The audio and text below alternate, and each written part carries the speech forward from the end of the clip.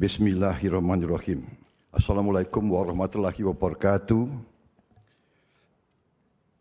His Excellency Sheikh Muhammad bin Mubarak Al-Khalifah, Deputy Prime Minister of the Kingdom of Bahrain, His Excellency Lieutenant General Abdullah bin Hassan Al-Nuaimi, Minister of Defense Affairs, Kingdom of Bahrain, Dr. Abdul Latif bin Rashid Al-Zayani, Minister of Foreign Affairs of the Kingdom of Bahrain, Dr. John Chipman, Director General and Chief Executive of the International Institute for Strategic Studies, Your Excellencies, ladies and gentlemen, distinguished guests.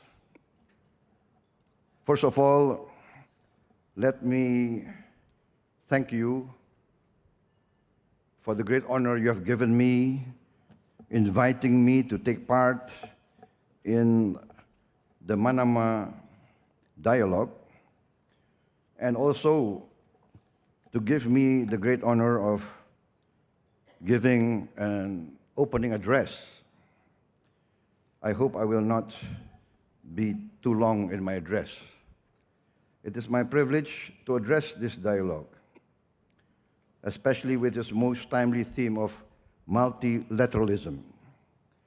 I've been asked to comment on Indonesia's global and regional priorities, how Indonesia articulates its defense and security policies, and its relationship with the Middle East.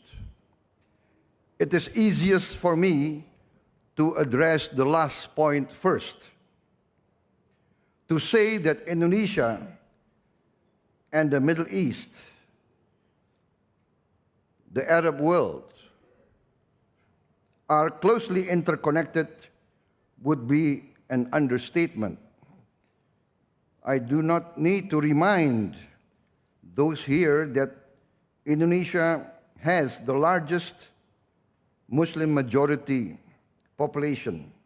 We are the largest Muslim majority country in the world. And our people look with respect and affection towards the Middle East, towards the Arab world, which is the birthplace of our sacred faith. There was also, in these past hundreds of years, a vibrant Middle Eastern Arab diaspora that settled in the Indonesian archipelago, and their descendants now count among the leaders of Indonesian society. They are leaders in Indonesian political life, in our business, and in our religious and educational communities. On a personal level, while this is my first visit to this outstanding kingdom, which I have heard a lot about, I count myself fortunate to be here today. I have also been on close terms with many leaders of the Middle East for the past years. I greatly value their views and counsel, and I'm confident that will never change. Regarding Indonesia's security interests in the Middle East, let me also offer a few words. It is no secret that many Indonesian religious hardliners and extremists have been greatly influenced, not to mention trained and funded by like-minded groups in the Middle East. For example, the nexus between Al-Qaeda and Jama'ah Islamiyah, and between ISIS and its Indonesian affiliate, JAD. We obviously monitor these ties very closely, and we maintain cordial ties with our Middle Eastern counterparts in the counterterrorism sector. More generally, we maintain a close eye on regional security complications. What happens here in the Arab world can reverberate greatly in Indonesia. We sometimes joke that when the Middle East sneezes, Indonesia catches a cold. This is only a slight exaggeration. Tensions here can significantly agitate the Indonesian grassroots. It goes without saying that stability, peace, and prosperity in the Middle East, in the Arab world, is greatly welcomed in Jakarta. Our people follow events and developments in the Middle East very closely. The conflicts and the tension and the violence that occur in the Middle East greatly saddens our people. The Indonesian people always would like to see a renaissance in the Arab world, a renaissance of peace and prosperity. And for us, of course, the Palestine problem, the Palestine issue remains a matter that is of great concern to Indonesian population. Indonesia, I would like to reiterate, supports a peaceful resolution that encompasses a two-state solution for Palestine.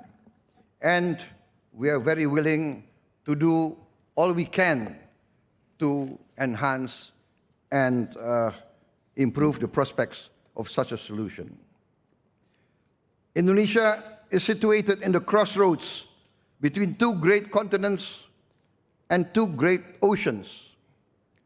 About 60% of world trade goes through Indonesian waters. Indonesia today is a melting pot of many races, of many ethnic groups, of many cultures, of many religions. We are the home of nearly all the world's great religions: Hinduism, Buddhism, Islam, Christianity, and we have our own indigenous religions, which were practiced many centuries before the arrival of the great religions of the world. Therefore, our basic nature and character is one that is open to external relations, welcoming to all guests, and always trying to achieve harmonious atmosphere, to live in peaceful coexistence with all parties. Therefore, our defense posture is basically a defensive one.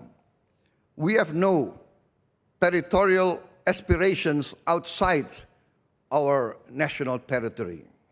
Therefore, we have no real need for power projection too far away from our national homeland.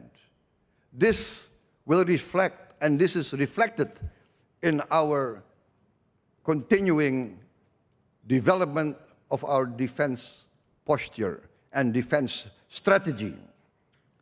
Historically, we have always relied on the concept of the total people's defense, what we call in the Indonesian acronym Hankam Rata, the system of the total people's defense. For many centuries, this has been the defensive posture of nearly all our kings, our sultans, our princes. The Indonesian archipelago consisted of many kingdoms, principalities, and sultanates. And the military system has always been not of a big standing army, but of a small standing army, but with a big people's military. When there were no emergencies and no wars, most of the armies would return to their villages and they take up their profession mainly as farmers. When the kings, princes, and sultans call for an army to be assembled, then the farmers would take up arms and join their leaders answering the call of their various kings, sultans, and princes. This has been our tradition. This was how we gained our independence, fighting against the colonialists. We have fought the foreign invaders and colonialists from ancient times. Many times, it would take us many years, and we experienced many defeats. But ultimately, our experience convinced us that without the strong support of the people, no foreign invader can endure in our archipelago. This is the background of our defensive posture. Therefore, in its implementation, we organize our military in territorial commands, starting from the sub-village to the village, sub-district to the district, and thus to the province and the national level. As I took over as Minister of Defense, it has been my policy to reorientate our defensive posture back to our historical experience, back to our roots. I am convinced that we must build up again our self-confidence, believing in our own strength, not relying on any external protectors. We must believe in our own strength, our own collective experience as a nation and as a culture. Of course, that means that we have to maintain the best of relations with all countries, all neighbors, and all powers. I want to describe now Indonesia's priorities that has intersected with multilateralism. In our experience, we have always been non-aligned. We have always tried to maintain equidistance and friendship with all the great powers. But we realize that sometimes we will be drawn in by the dynamics of any regional struggle for influence, for dominance, and for power. That is the nature of humanity, and therefore we must be realistic. Sometimes the need and the desire to maintain neutrality, to maintain non-alignment will be very difficult. Indonesia has always been influenced by the great ideological struggles of the world. The Cold War came to Indonesia. There were great ideological contests between communism, between capitalism, between religious extremism, and between ethnocentric and ethno-nationalist separatism. We also had problems with our neighbors. There were territorial claims overlapping. There were also rivalry based on ideology. Many countries of our neighbors were very close to the West. Others were close to the communist powers. We did have our problems, but we resolved it through multilateral solutions. Indonesia and four of our neighbors, we formed a multilateral association the Association of Southeast Asian Nations, ASEAN.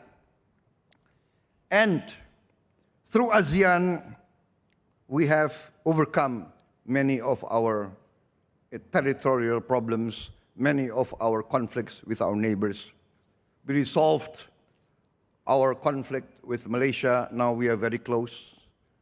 Now we consider Malaysia one of our closest partners. We resolved our problems with other countries. Now we are very friendly with Australia. Australia is also a very good partner of us. We have the best of relations with the Philippines, although the Philippines had a very long festering insurgency in the South Philippines, which basically are of the same ethnic stock as Indonesia and Malaysia. The South Philippines basically are Muslim and Malay culture. But we decided on the ASEAN tradition, which is not to interfere in the domestic problems and affairs of our neighbors, to respect our neighbors. And this, alhamdulillah, we have managed to keep throughout all these years. This is the positive experience of multilateral approach. I would like now to address, I think, what we all now realize, which is the main problem in the Indo-Pacific area, or main issue, let us say, something that keeps many leaders of East Asia, Indo-Pacific, awake at night. We can call it the elephant in the room, which is, of course, the situation in the South China Sea and the possibility of a flare-up around Taiwan. As we look now once again to regional dynamics, we are now forced to face the reality that tensions could flare up at any time.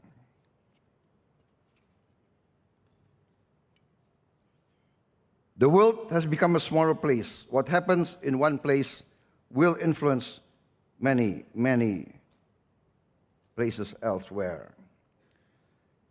There is an ancient proverb which says, "1,000 friends are too few, one enemy is too many."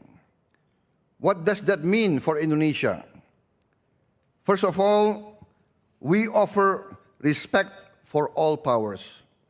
We recognize the interest of the United States of America as one of the preeminent powers ranging across hemispheres.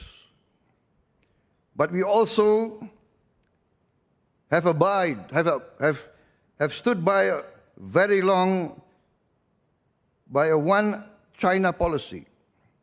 We recognize Beijing's legitimate core interests, and we support and respect Beijing's rightful place as a great world power. China has been for thousands of years a leading civilization. It is only natural that they will take their proper place in the destiny of mankind. For us, acknowledging both of these realities is not a zero-sum game. We seek understanding and cooperation with both. Second, we seek regional stability, especially with regard to unimpeded access to sea and air lanes in the immediate neighborhood and beyond. Third, we remain committed to a multilateral approach through ASEAN to include the defense realm. Steps have already been taken in this regard such as multilateral maritime exercises. We also launched the Our Eyes Intelligence Sharing Program. We also have maritime exercises, joint patrols. We have trilateral patrols between Indonesia, Malaysia, and the Philippines. We are now preparing trilateral patrols between India, Indonesia, and Australia, Malaysia, Indonesia, and Thailand, and Singapore. So this is what we are trying to enhance.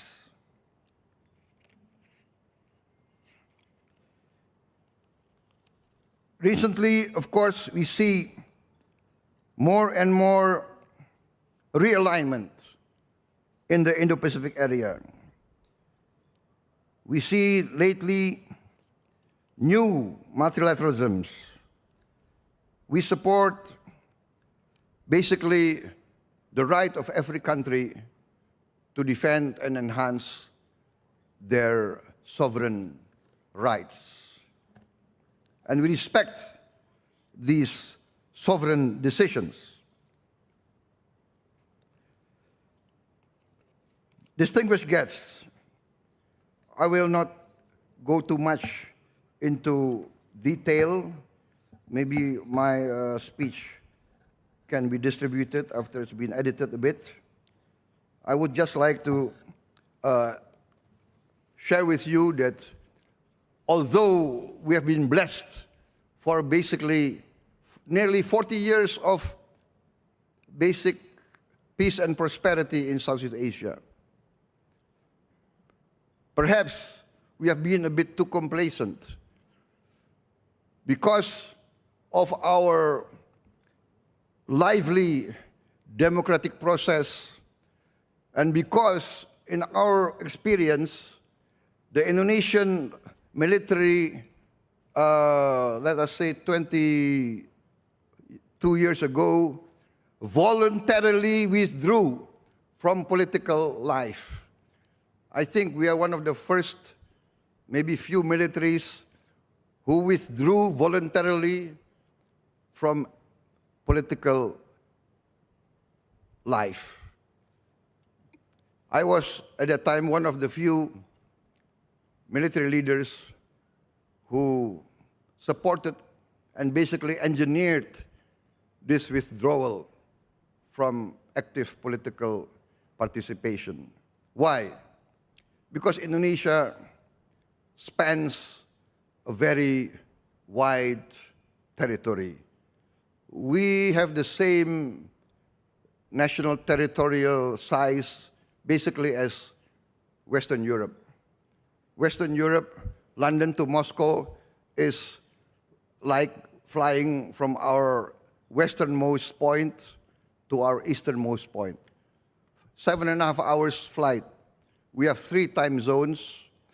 We have nearly 300 million people now, many ethnic groups. We have maybe 300, 400 local languages. And therefore, the military leaders realized that no military can manage the governance of this large size.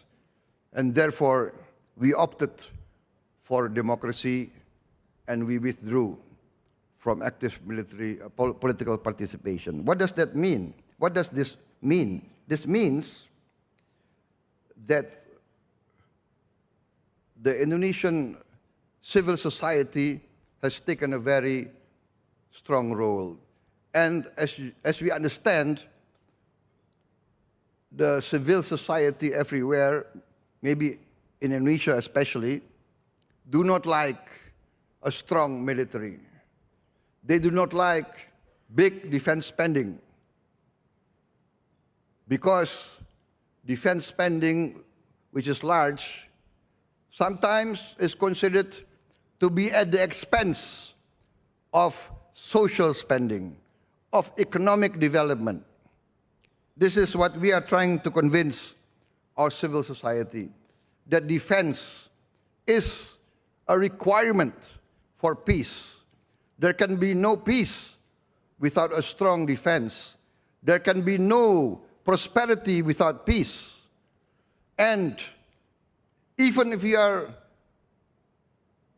willing to forego a strong defense, history teaches us that well-intentions do not ensure security. If we are weak, history teaches us that the strong usually will trample on the weak. So let me conclude my comments by offering the famous teaching from the Greek historian Thucydides. He said, the strong will do what they can. The weak suffer what they must. Therefore, if you want to be independent and free, it is not enough to have good intentions. One must be strong to protect our people. One must be strong to protect our sovereign rights. While this teaching from Thucydides is certainly true, I would repeat the cautionary note that I have made many times.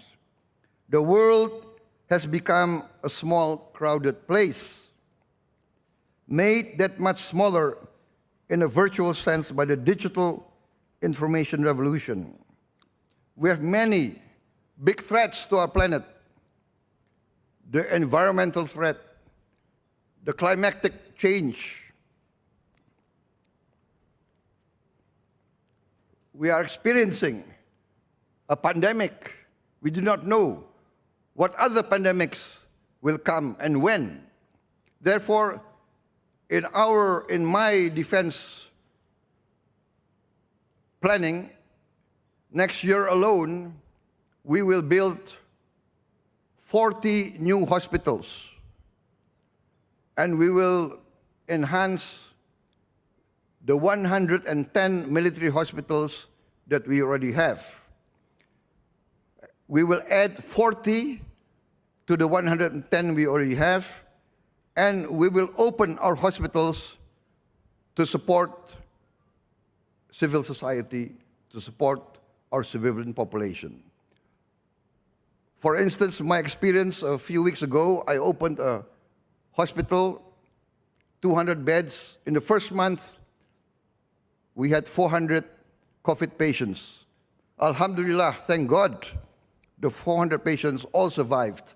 None of them died, and that shows that a real effort to participate in the mitigation of this bio-security threat will really help the welfare of the people. As I said, the strong will do what they can, the weak suffer what they must. However, strength alone does not ensure peace and security.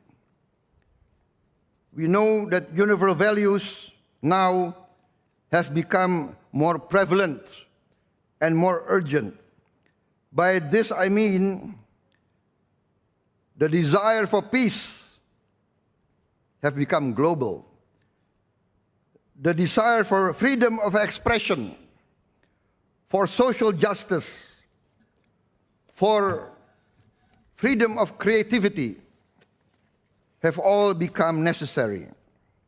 This should and must make those who wield power and strength to take pause. They must place more emphasis on values and rules, respect for human rights, protection of minorities, safeguard against further degradation of our environment. In the end, power must be balanced with benevolence. As Confucius noted, those seeking to retain the mandate of heaven are leaders that reflect benevolence, respectfulness, and deference. The great powers of today would best be served to take this to heart. Only then will history judge them to have become not just great powers, but more important and enduring, great civilizations. Thank you very much. Wassalamualaikum warahmatullahi wabarakatuh.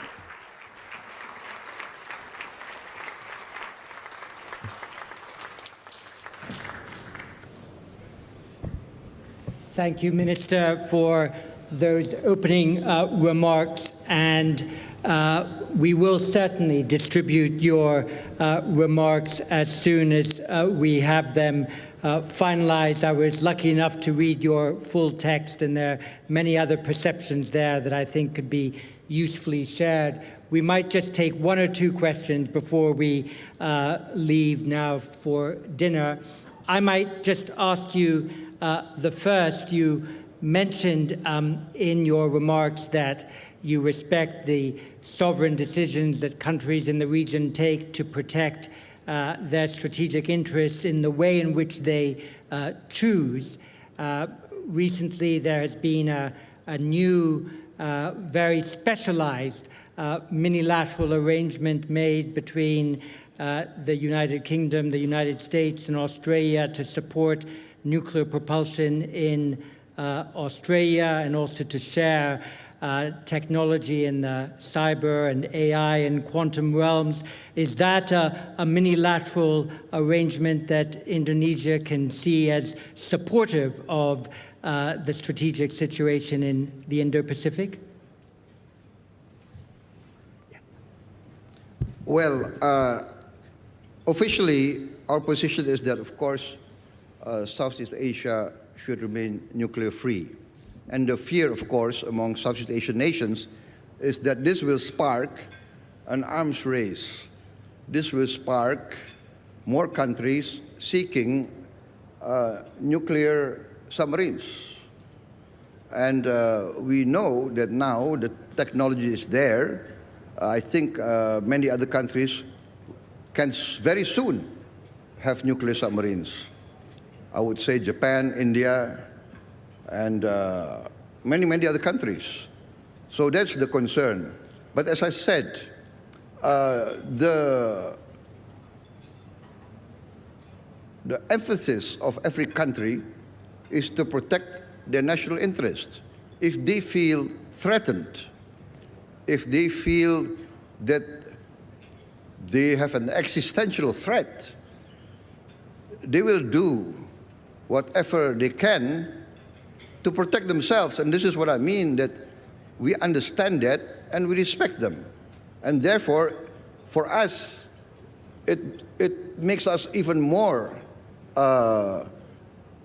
anxious to maintain dialogue, to maintain relationship, to mediate between these great powers.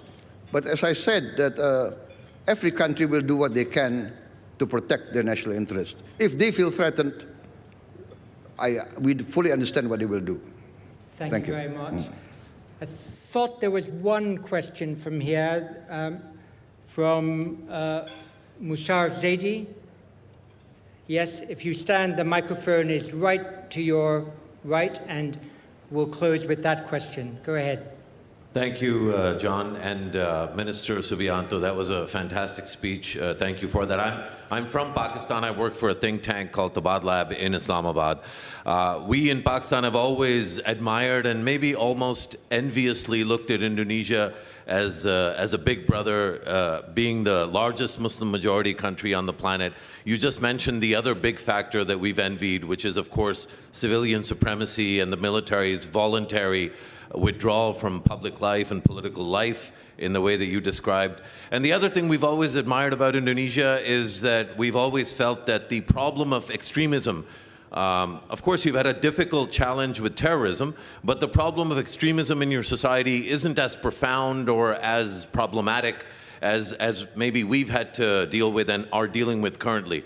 Over the last few years, though, as you successfully fought the war on terror, which Pakistan also did, in obviously different contexts with some connections, including Al-Qaeda's influence both in our part of the world and your part of the world, there was an increase in extremism in society more broadly. So I wanted you to maybe talk to us a little bit, not so much about the success of beating down terrorism, which you've successfully done, but the challenge of the coming decade and longer in terms of the pressures on politics and society and the state from within society, the growth of extremism, so that the strength that you have as a Muslim-majority nation slowly begins to maybe corrode at some of the other strengths that you have as a society, and then threatens, obviously, the wider ambitions Indonesia has, both within the country and beyond its borders.